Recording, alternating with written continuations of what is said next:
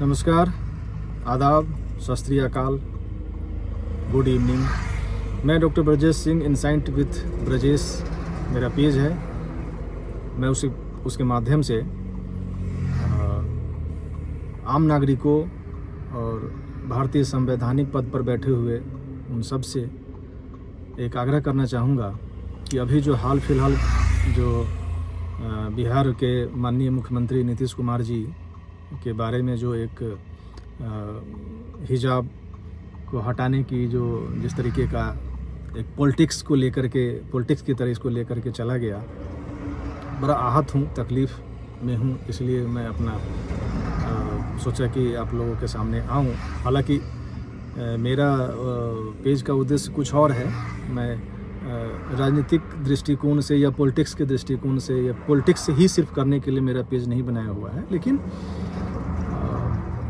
जब एक आम नागरिक परेशान होगा तो हमें आना पड़ेगा, फिर हम आएंगे।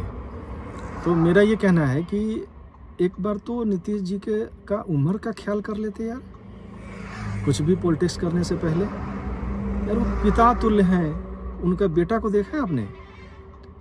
मेरी उम्र के हैं,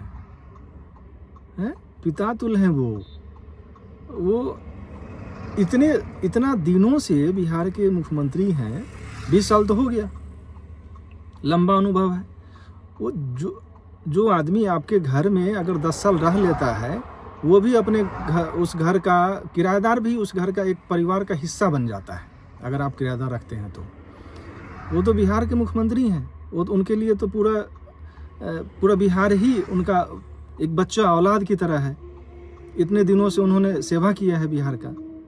उन्होंने इशारा तो किया था उसका बुर्का हटाने के लिए, वो क्या बोलते हैं उसको, हिजाब हटाने के लिए। लेकिन तब तक वो हटाती या ना हटाती पता नहीं, लेकिन वो तब तक खुद ही हटा दी। क्या फ़र्क पड़ता है, क्या हो गया? अरे बेटी तुल्य है उनका, है? इस पर आप लोग पॉलिटिक्स करना शुरू कर दिए। कहाँ से धमकी, कौन यहाँ वो कोई विपक्ष की एक महिला है, इस्लाम से ही है, वो इतना लाउड आवाज़ में डिबेट में आकर के डांट रही है, बोल रही है। बाप रे, जैसा लगता है अरे देश की मालकिन हो क्या?